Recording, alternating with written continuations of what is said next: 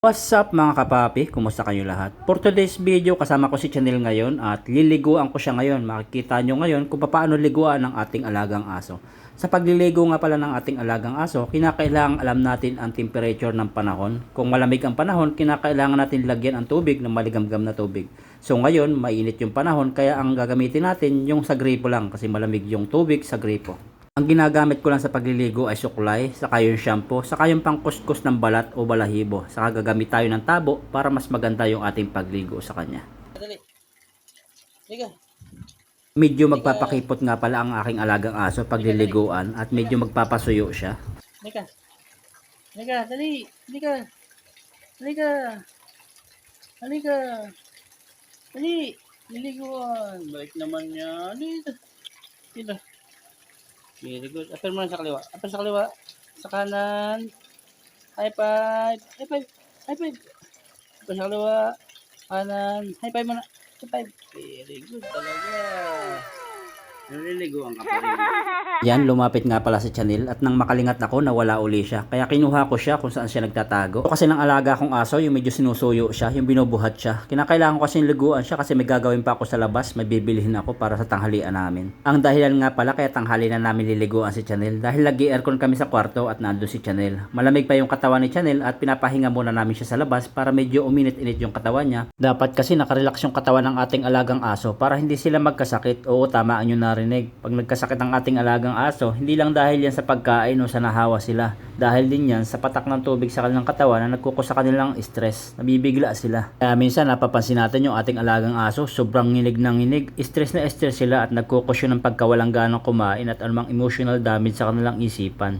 Hindi din nakarelax ang kanilang katawan, nagkukos ng matinding takot at nakakaapekto yon sa kalusugan ng ating alagang aso. Kadalasan mga aso nagtatago pag liligo na o kaya naman pag ginugupitan ng kuko, nagtatago din sila o kaya nangangagat dahil stress na stress sila. Kinakailangan talaga kampante sila, relax sila para wala silang stress o hindi sila takot para makasanayan nila yung ginagawa natin sa kanila. Ganito nga pala yung gusto ni Chanel na pagligo, nakataas yung paa at nasa tore siya. Ayaw kasi niyang nabababad yung paa niya sa pagligo. Ayaw niyang yung paa niya basang-basa ng tubig, hindi niya alam basa naman yung kanyang katawan, iwan ko ba. Matapos ko ang banlawan si Chanel para mawala yung oil niya sa katawan, naglagay na ako ng shampoo sa isang tabong tubig. Naglalagay ko nga pala ng shampoo, kinakarkula ko lamang kung gaano karami. At pagkatapos kong lagyan ito yung pansasabong ko kay Chanel. Ito kasing ginagamit kong shampoo, may kasama na siyang sabon at ito ang gagamitin ko kay Chanel para bumula yung kanyang balat at balahibo.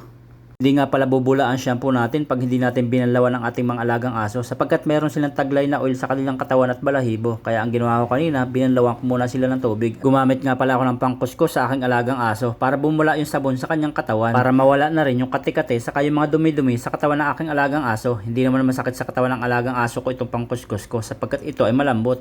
Napansin ko parang nahihirapan si Chanel sa kanyang pwesto at inilipat ko siya sa mas magandang pwesto. Mas maganda nga pala ang pwesto ng alagang aso natin pag nasa tore. Hindi sila malikot. Ilag ka na nga lang sa kanilang warigwig ng kanilang balahibo sapagkat yung mga tubig-tubig papasok sa mata mo, minsan sa bibig mo. Enjoy na enjoy nga pala ako pag nililiguan ko yung aking alagang aso para kasing sumisingaw yung katawan nila at nasisiyahan ako. Ayan, kinakailangan kasi lahat tanggal yung kanyang dumi sa katawan at nakakatulong talaga itong gamit kong pangkuskus. Kinukuskus ko na nga pala yung paa ni Chanel. Marami kasing nagtatago dyan ng mga alikabok at mga dumi-dumi. Kailangan kasi malinis yung kanilang paa sapagkat lumalabas sila at lumalakad sila. Minsan dumudumi sila, umiihi sila. Natatapakan nila yung dumi at kinakailangan natin linisin ito sapagkat ginagamit nila itong pangkamot. Minsan nadidilaan nila at nagkukos sila ng sakit dito. Tapos ko nga palang kuskusin lahat ng part ng katawan ni Chanel. Ayan, binanlawan ko na si Chanel at tapos na siyang sabunin. Mamaya-maya naman, lalagyan ko siya ng shampoo. Yung amoy ng shampoo, kumapit sa kanyang katawan at maging mabango si Chanel at para din gumanda yung tubo ng kanyang balahibo. Yan nga, nabanlawan ko na si Chanel. Kala ni Chanel tapos na pero hindi pa pala at meron pa siyang shampoo. Kinakailangan kasi mabango si Chanel kasi para maamoy ng kanyang mga kaibigang. Lagay ko nga pala ng shampoo, hindi ko na ginamitan ng tabo para direct sa kanyang balahibo. Madali lang naman to, papabulain ko tapos babanlawan ko ng konti. Kalagay ko ng shampoo sa kanyang batok, kinakailangan ikalat ko yung shampoo sa buong parte ng kanyang katawan para lahat ng balahibo niya malagyan ng shampoo at para bumango siya. Gamit nga pala ako ng malambot na suklay para yung shampoo kapit na kapit sa puno ng kanyang balahibo. Pala malapit na matapos at binabanlawan ko na si Chanel at si Chanel nangangahulog na kaiiwas, lamig na siguro.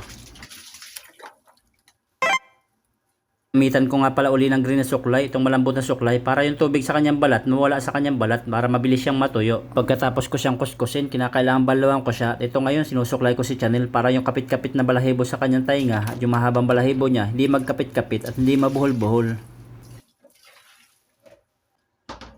Sa wakas, tapos na maligo si Chanel, mabango na siya at nakasingaw na yung kanyang katawan. Inilipat ko nga pala siya sa mas magandang turi sa palanggana at diyan siya magpapatuyo na ilang oras. Ilinis nga pala tayo ng pinagliguan ni Chanel. Gagamit ako ng Sunrox o Clorox. Huwag nga pala nating lilimutan na linisan yung ating pinagliguan sapagkat pag nagligo tayo ng ating alagang aso, mayroon silang taglay na amoy na hindi naamoy minsan ng dog lover pero naamoy sila ng mga hindi dog lover o yung mga dumadaan lang o yung mga marites lang. Kinakailangan lagyan natin Clorox o sabon yung ating pinagliguan sapagkat amoy na amoy yan ng ating mga kapitbahay. Yung malansa kasi yung pinagliguan ng ating alagang aso. Nga pala si Chanel, tuwan-tuwa siya, tinutuyo ko siya ng kanyang towel. Tuwaan ni Chanel, hindi niya alam na huling ligo ko na to sa kanya after 3 years uli bago ko siya liguan sapagkat aalis ako nang hindi niya alam. Pupuntahan kasi ako na malayong malayo, hindi pwedeng isama si Chanel, hindi rin pwedeng isama ang asawa ko at si Baby Sayon para sa future nila at para sa pagpapagamot kay Baby. Kaya iwan ko muna silang saglit.